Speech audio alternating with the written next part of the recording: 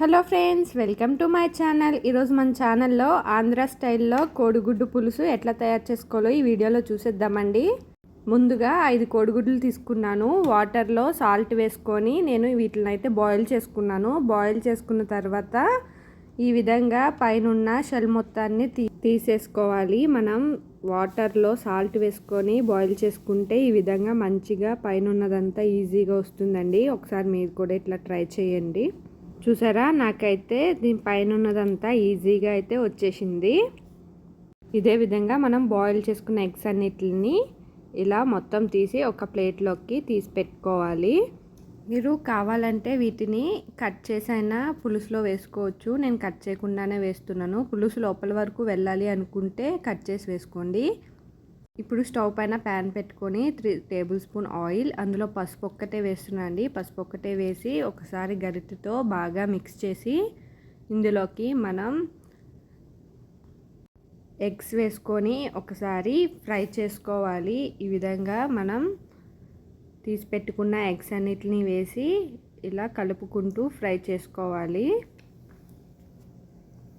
కొంతమంది కారం ఉప్పు వేసి కూడా ఫ్రై చేసుకుంటారు. బట్ పులుసులోకి ఇట్లాగా పసుపు ఒక్కటి వేసుకొని ఫ్రై చేసుకుంటే సరిపోతుంది. ఇలా ఫ్రై అయిన తర్వాత వీటిలన్నిటిని ఒక ప్లేట్లోకి తీసుకోవడమే. నేను అదే ఆయిల్లో 1 స్పూన్ జీలకర్ర, 3 మిర్చీస్, సన్నగా తరిగి పెట్టుకున్న ఆనియన్స్, ఇలా బారుగా కట్ చేసుకున్నా అండి. పులుసు కదా, ఇవన్నీ వేసి ఒకసారి ఆయిల్లో బాగా మిక్స్ చేసుకోవాలి.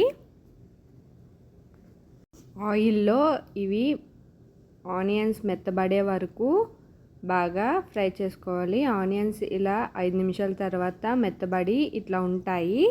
ఇప్పుడు ఇందులోకి కరివేపాకు, టమాటో యాడ్ చేసుకోవాలి. ఇలా యాడ్ చేసుకున్న తర్వాత ఒకసారి ఇవన్నీ బాగా కలిసేలాగా మిక్స్ చేసుకొని ఒక 5 నిమిషాల పాటు మూత పెట్టేయాలి. టమాటాలు త్వరగా మగ్గుతాయి కదా. ఒక 5 నిమిషాలు అయిందండి. మూత తీసి చూస్తే ఈ విధంగా టమాటాలు మగ్గుంటాయి. ఇందులోకి 1 స్పూన్ కారం, 1 స్పూన్ ధనియా పౌడర్, 1 స్పూన్ సాల్ట్ మీ టేస్ట్కి తగ్గట్టు వేసుకోండి. ఇప్పుడైతే చింతపండు నేను కడిగి నానబెట్టుకున్నాను ఒక 10 నిమిషాల పాటు. ఇప్పుడు దీన్ని నేను రసం తీసి కర్రీలో యాడ్ చేస్తున్నాను. ఈ విధంగా రసం తీసుకొని ఇలా కర్రీలో వేసుకోవాలి. ఇలా చింతపండు రసం కూడా వేసిన తర్వాత 1 స్పూన్ బెల్లం, ఇది ఆప్షనల్ అండి, కావాలంటే వేసుకోవచ్చు. ఇది వేసుకోవడం వల్ల తీయగా ఏమీ ఉండదు, డిఫరెంట్ టేస్ట్తో చాలా బాగుంటుంది. ఒకసారి ట్రై చేయండి. ఇలా ఒకసారి మిక్స్ చేసిన తర్వాత ఇందులోకి మనం ఫ్రై చేసి పెట్టుకున్న ఎగ్స్ని కూడా వేసి మూత పెట్టుకొని ఒక 15 నిమిషాల పాటు ఉడికించుకోవాలి. ఒక 15 నిమిషాల తర్వాత కూర ఇట్లా ఉడికి ఉంటుంది.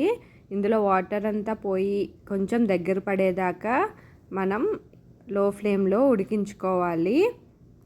కర్రీ ఇలా దగ్గర పడిన తర్వాత కొత్తిమీర జల్లుకొని సర్వ్ చేసుకోవడమే. అంతే అండి, సింపుల్ ఎగ్ పులుసు అయితే ఇప్పుడు రెడీ అయిపోయింది.